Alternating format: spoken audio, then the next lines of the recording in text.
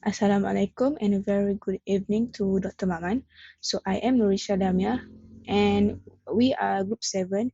We'll be representing our article critique. So our article critique title is Smartphone-based devices for point-of-care diagnostics of pulmonary inflammation using convolutional neural networks or CNNs. Hi, my name is Jabal and I'm sharing the introduction to you. Lung disease diagnostic technology developed in response to SARS emergence. Solutions like ID Now and RDSS address urgent need for accurate point-of-care diagnostic. Pulmonary inflammation, common symptom in respiration disease such as asthma, COPD, and etc. Traditionally method is more time-consuming, expensive, and require specialized equipment. It also need more rapid point-of-care diagnostic beyond the lab. For the new method, which is AI solution, is presented as convolutional neural networks (CNNs). It has outstanding performance in image recognition, faster accurate diagnostic. It also combined with the smartphone-based device enable directly patient to access to diagnostic. The aim is to reduce the pressure on medical center and enable at-home testing using the smartphone. Now I will be sharing the summary to you. Researchers developed an innovative smart-based method for detecting lung inflammation by analysis fern-like structure in sputum samples. The AI application achieved 95% accurate in identifying inflammatory disease including COVID-19, a promised approach for point-of-care diagnostic. Hi, my name is Nurain Syafiqah. I will be presenting the background of the study. The study background is to address the issue of lung involvement and inflammation difficult to detect in patients with pulmonary diseases, including the COVID-19. The issue addressed in this study that most patients rely on clinical interpretation or chest CT scan, which are not universally accessible or feasible, especially in resource-limited settings. There is a critical need for a rapid, low-cost method to assess in lung inflammation, particularly in the context of COVID-19 pandemic. The aim of this study is to offer a solution for detecting lung inflammation that is convenient, affordable, and accessible even in resource-limited environment. The study innovation, the researcher developed a smartphone-based AI framework for assessing and tracking a lung inflammation. They combine AI application on smartphone with a portable microscope for an efficient detection. Assalamualaikum. My name is Adib Danial bin Muhammad Aiza and my matric number is 22009025. So I'm going to continue on methodology.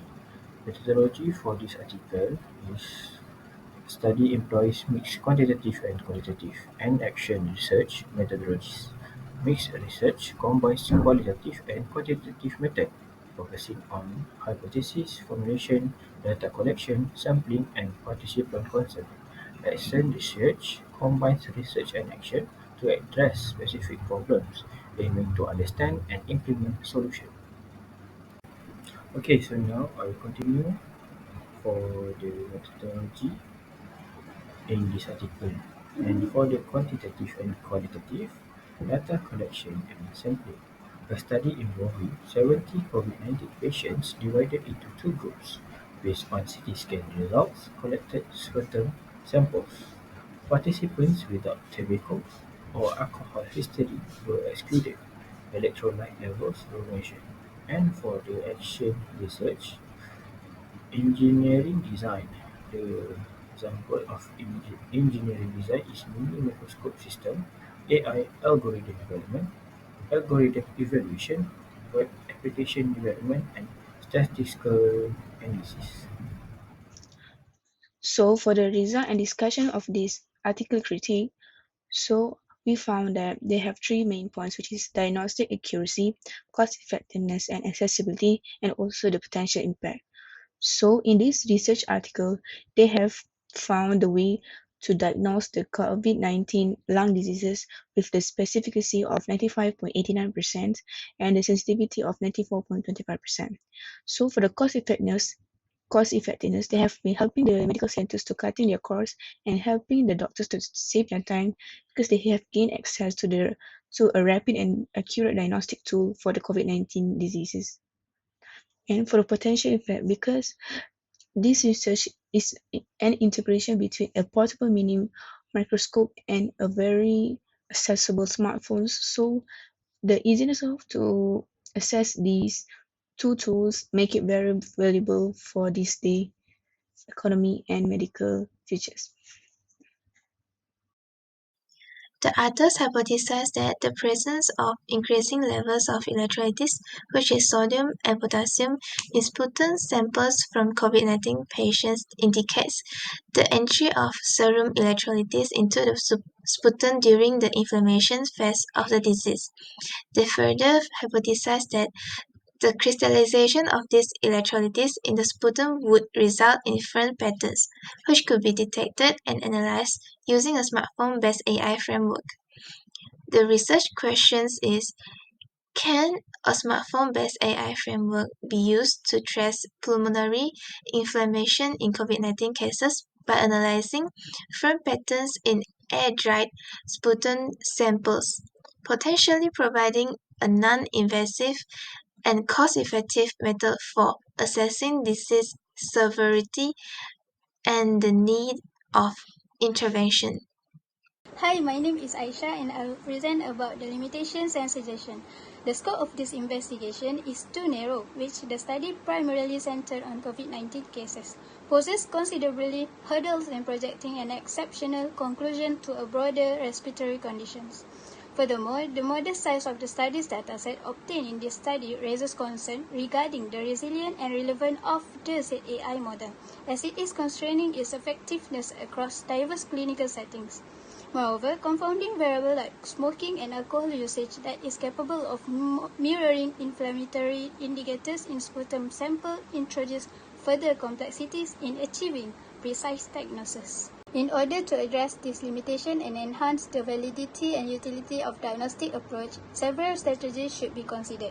Firstly, future researchers should aim to broaden the scope of the study to encompass a wider range of respiratory conditions beyond COVID-19. This involves conducting an extensive validation study with diverse patient population to ensure the method's effectiveness and reliability across different clinical contexts. Moreover, efforts should be made to collect larger and more diverse datasets incorporating data from various demographic groups and clinical scenarios to improve the accuracy and reliability of the said AI model. Additionally, meticulous measures should be implemented to account for confounding factors such as smoking and alcohol consumption, including refining inclusion criteria and adopting standardized protocol for data collection and analysis.